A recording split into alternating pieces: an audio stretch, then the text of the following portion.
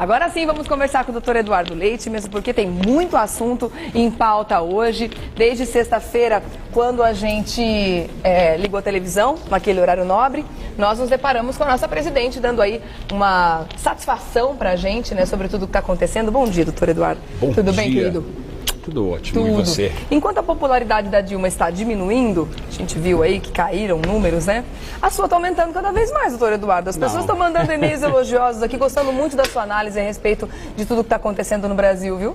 Eu sempre falo com o coração e, obviamente, a gente tenta traduzir aquilo que é o sentimento da população. É o que muita gente gostaria de falar também, e não tem um lugar, muitas vezes, ainda mais abrangente como esse, né? Mas é uma opinião minha, tá? É uma opinião minha. Eu acho que é isso que é importante, né? Você externar a sua opinião, independentemente de se as pessoas gostam ou não gostam. Não, exatamente. Enfim, eu acho que isso que é importante. Democracia é feita disso, né? De divergência de opiniões e discussão de ideias. Essa é a verdadeira manutenção da democracia, porque se for impedido de falar aquilo que você pensa, aquilo que você quer, aí obviamente você não está expressando, nem sendo verdadeiro, que é o que a gente precisa hoje, né? Hoje você tem que afastar, você tem que refutar a mentira, né? E falar o que a sociedade quer ouvir, sobretudo o que a sociedade está sentindo, né? O sentimento, a tradução do sentimento da sociedade. Exatamente. É lógico. Bom, a respeito do que nós ouvimos na sexta-feira à noite, do depoimento da nossa presidenta Dilma Rousseff,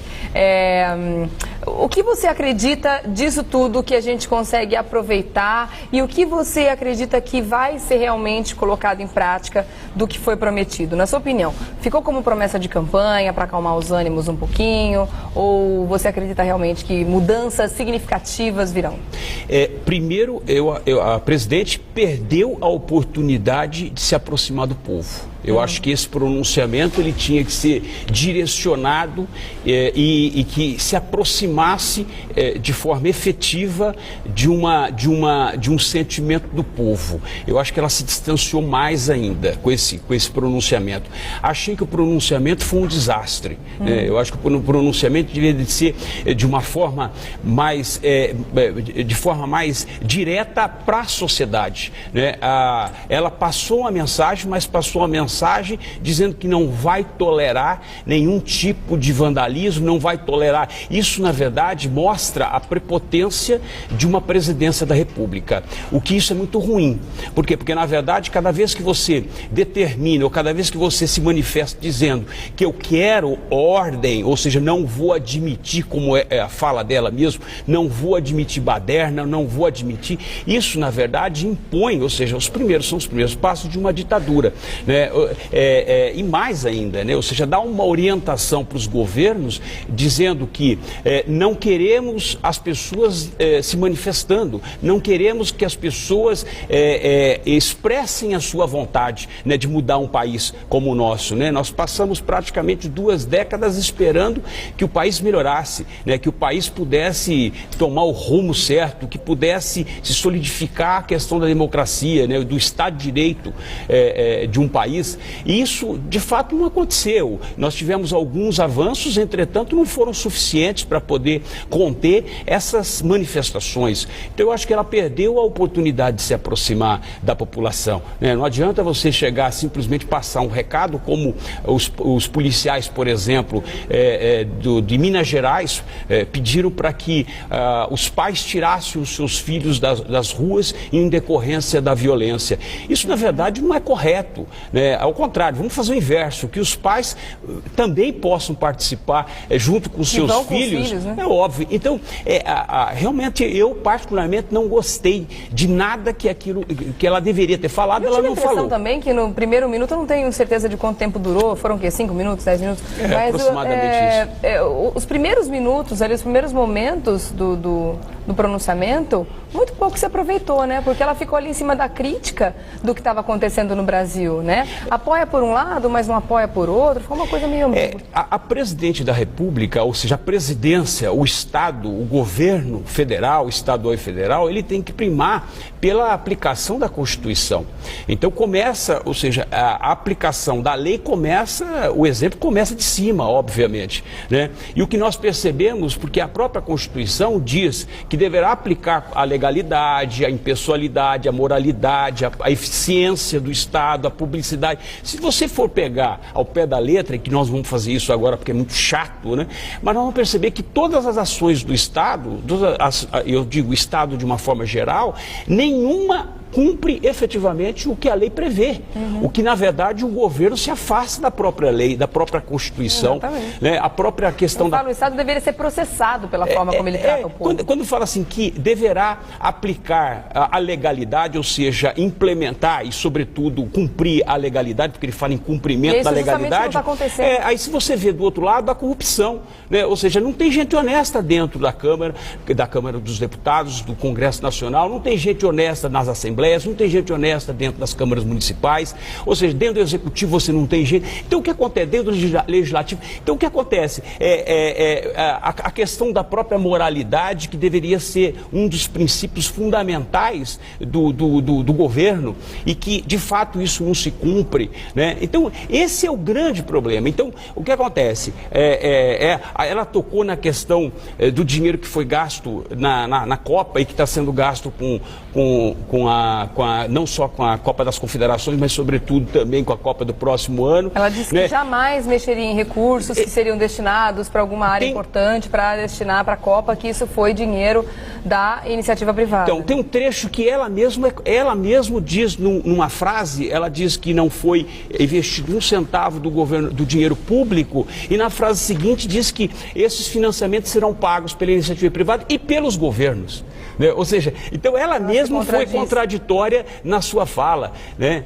Agora apareceu aí, inclusive, que o governo federal já investiu, já colocou 1 bilhão e 100 milhões de reais na Copa das Confederações. Então o que acontece? Uma presidente não pode ir para uma televisão e numa mensagem, né, para apaziguar, para poder cumprir aquilo que ela deveria estar fazendo, né, e mentir para a população. E a população é muito sensível a isso, principalmente agora, porque todos os canais estão abertos, todo mundo está se emocionando com o que está vendo, né? Está todo mundo engajado nesse processo dessas manifestações. Então, consequentemente, não pode uma chefe de Estado mentir para os seus, né, para toda uma população, e que de fato ela mentiu. Falou em relação à questão que vai destinar todos os royalties para educação. Não existe esse dinheiro ainda, ou seja, ainda não se definiu. Isso está, inclusive, sob júdice, está discutindo isso no Poder Judiciário, essa distribuição.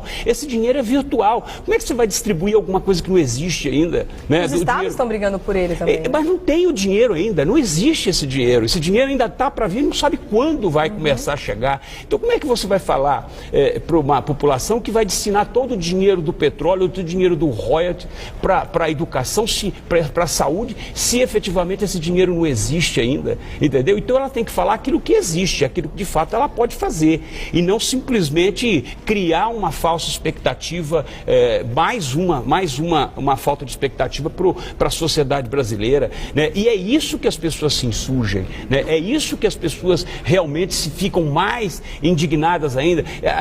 Nós sabemos que esses movimentos eles cresceram sem uma liderança, mas eu acho que a maior liderança que você possa ter é a indignação, né? O que lidera essas manifestações é a indignação do povo, né? É essa corrupção exagerada que existe, é desvio de dinheiro público, e você não sabe para onde. Aliás, nós sabemos para onde esse dinheiro vai, né? Ou seja, então são esses pontos que eu acho que devem ser colocados, né? Não adianta você simplesmente a questão do transporte público, vai fazer uma reunião com todos os governos e prefeituras para rever e fazer a questão da mobilidade, ou seja, um plano de mobilidade nacional na área de transporte. Isso já devia ter sido feito, né? Isso é algo que é para ser feito a médio e longo prazo. Você não consegue simplesmente no dia seguinte colocar um transporte público correto, digno para a sociedade de um dia para o outro. Eu acho muito interessante, avaliando esse pronunciamento da sexta-feira,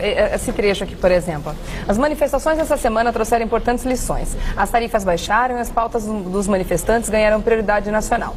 temos que aproveitar o vigor dessas manifestações para produzir mais mudanças. Mudanças que beneficiem o conjunto da população brasileira. Quer dizer, se ninguém falasse nada, ia continuar tudo igual. É isso que ela quis dizer? É isso que não dá para entender. Quer dizer, precisa realmente o povo fazer tudo isso para eles entenderem o que tem que ser feito no Brasil?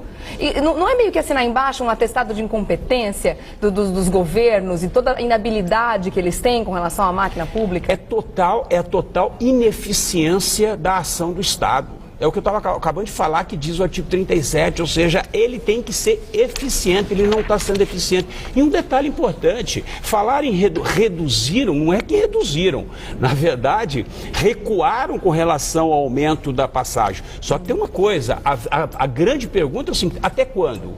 Durante o quê? Durante 30 dias, durante 60 dias, durante 90 dias que o governo vai segurar essa situação? Você acha que eles vão se permitir a segurar esse aumento por muito tempo? Não vai, ou seja, eles não vão conseguir fazer isso, eles vão ter que aumentar. Por quê? Porque, na verdade, o buraco do Estado, né, o rombo do Estado é maior do que eles possam, e eles sabem, eles têm consciência disso, né? Então, o que acontece? Não é o problema, o que eles não entenderam ainda é que eles estão batendo nessa tecla com relação ao que o povo quer, né? Já demos, ou seja, os governos estão recuando, estão mantendo as passagens. Não é isso o ponto, esse não é o ponto. O ponto são inúmeras questões que vêm se arrastando durante todo esse tempo, né? Então, não dá para achar que a questão da passagem é o ponto principal. O ponto principal nesse país se chama corrupção. Esse é o ponto principal, porque se você elimina a corrupção, eu estou falando eliminar, é extirpar mesmo, né? A corrupção no Brasil é um câncer que corrói tudo, corrói o dinheiro público. Ou seja, se você for pensar, a ONU saiu com uma informação o ano passado, a corrupção chegou a 200 bilhões de dólares no mundo inteiro, e o Brasil é um dos campeões. Então, o que acontece? Então, o problema é você encontrar pessoa séria, pessoa comprometida. O que existe são promessas, e nós estamos cansados de promessas. Nossa, tem que ter um comprometimento, entendeu? Tem que ter um comprometimento com a ética, tem que ter um comprometimento com a moralidade, tem que ter um comprometimento com o povo brasileiro. Não existe. Há um afastamento. Eu vou falar para você que, sinceramente, das 3 manifestações, acho que a dela foi a pior, né? Ou seja, entre a Dilma, o Pelé e o Ronaldo, para mim a dela foi a pior. Porque os dois ainda até justificam, mas a dela, ela é a chefe do Estado, né? Então, esse é o meu sentimento, ou seja, essa é a minha indignação em função do que está acontecendo. Tiveram 2 décadas para colocar esse país nos eixos, né, para ajeitar, para arrumar,